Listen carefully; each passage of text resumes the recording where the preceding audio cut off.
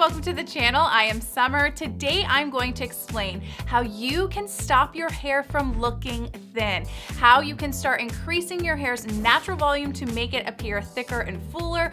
What we're covering today will change how you view yourself and your hair for the better. With that being said, let's get started. In order for your hair to look its most thick and full self, you need to understand what your hair's strengths and weaknesses are. Some areas of your hair you probably love, and others you probably hate or wish you had more hair here and less hair there. While all of your hair plays a role in making your hair look thick or thin, there are three areas of your hair you need to really keep in mind when it comes to your haircut. You might like the look that a lot of layers can create in the hair. After all, layers are mainly what people feel they need to achieve volume, but depending on your hair, too many layers can actually make your hair look even more thin. Let's take a look at these two examples.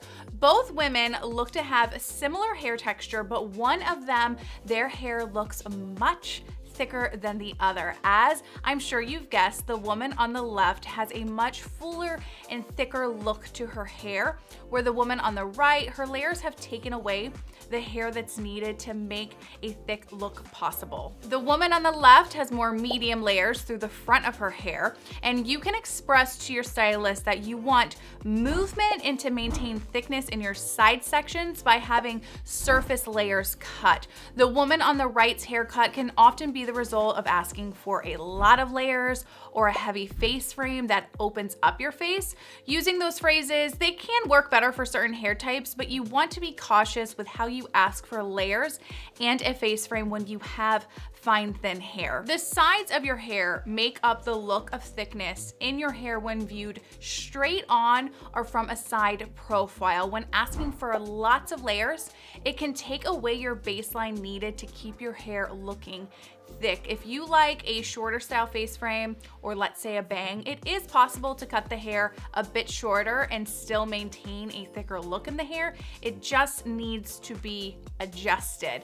As you can see in these two photos here, that both women have more of a curtain bang style face frame that opens up their face a bit more, but they still have the look of fullness. This is because not only the sides were taken into consideration, but the recession area as well. The recession area is often thinner and shorter than the hair that makes up your side section, as well as the front and top of your bang section. This creates the look of a hole in your hair, and it's a problem that I struggle with personally with my own hair. So the thickness and length of your recession can help you determine how much face frame you should or shouldn't cut. As you can see on my hair, if I were to cut too much of a bang, exposing more of my recession hairs, it creates a thinner look through my side section versus if I were to just adjust the amount of hair cut. When the bang face frame area is adjusted with the recession in mind, I would maintain a much more full look. Dakota Johnson's hair is a great example of what happens when you keep the recession in mind. She has a nice angled look to keep a thicker appearance in her recession area, but she chooses to have minimal layers everywhere else to keep her hair looking extremely thick. Even when her hair is pulled up, her haircut still creates a nice full look, versus when the rest of her face frame and sides are more layered, it leads to a thinner look and her hair overall looks a little less dense.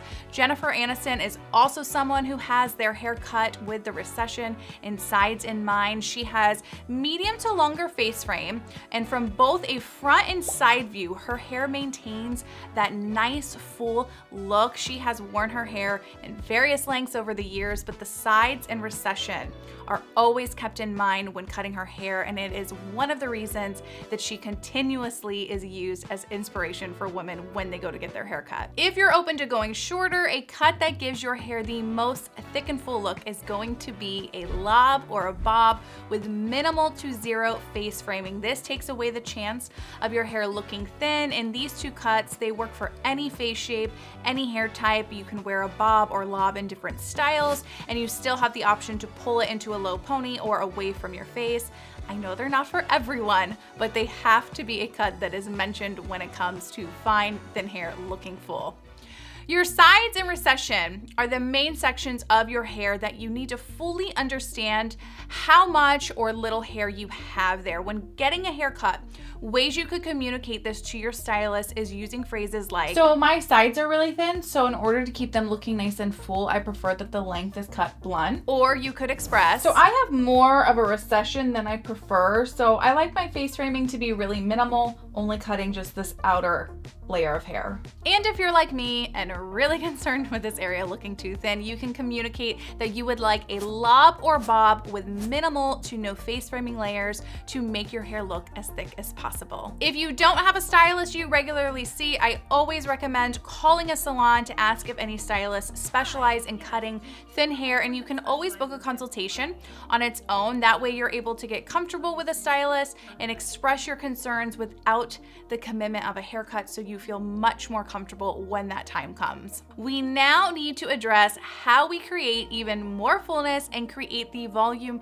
needed to keep your hair from looking flat. Regardless of any look you're going for, it is always important to apply the right products, the right number of products, and most important, that you apply the right amount of your product through your hair. You need coverage that goes from your roots through to your ends, and you want all the hair in between those two areas to get product applied to them.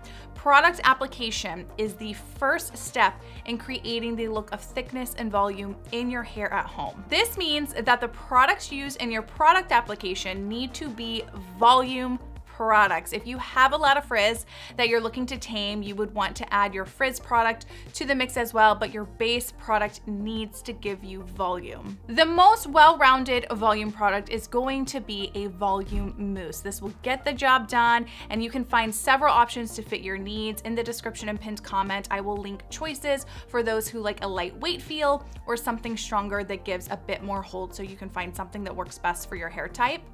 When applying your mousse, you want to apply it at your roots first.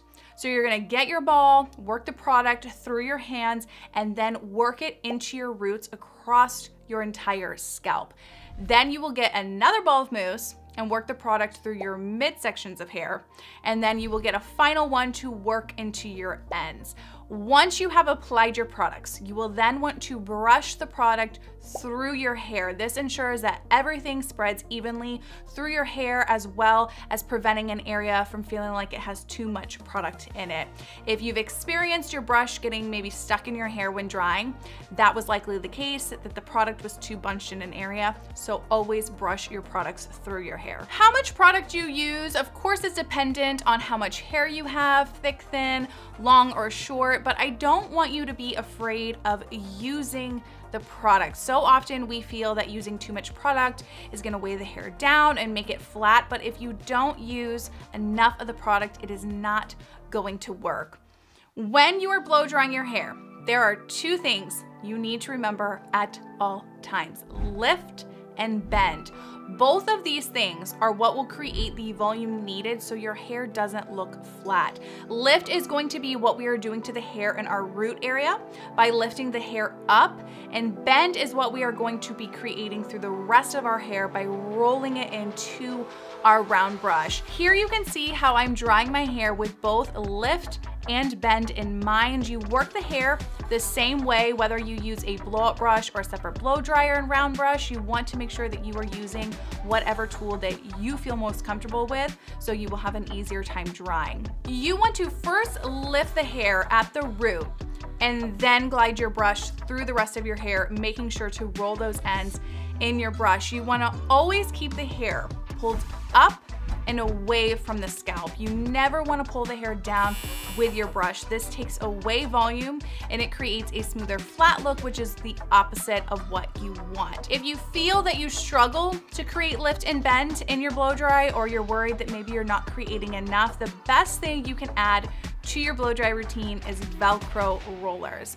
Once your section of hair is fully dry and still warm, you want to place your Velcro roller on the ends of your hair and just fully wrap your hair into the roller and secure it at your scalp. You can use these everywhere, or you can just focus them in set areas, like maybe your top section. It's all just personal preference.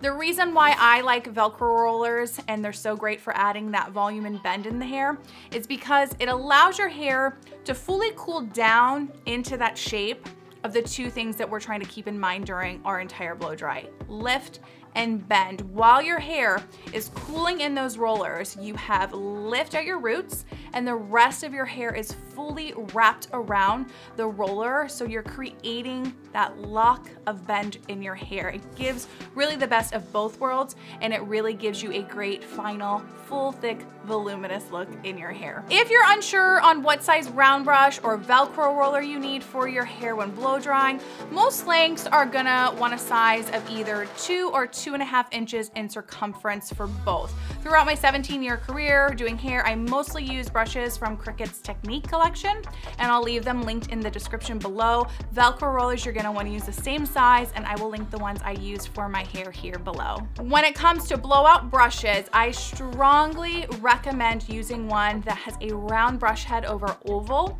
It really does create so much more bend and shape in the hair because of its round shape, where oval, it's gonna leave the hair a little bit more smooth and flat. So I'm a sucker for a good round blowout brush.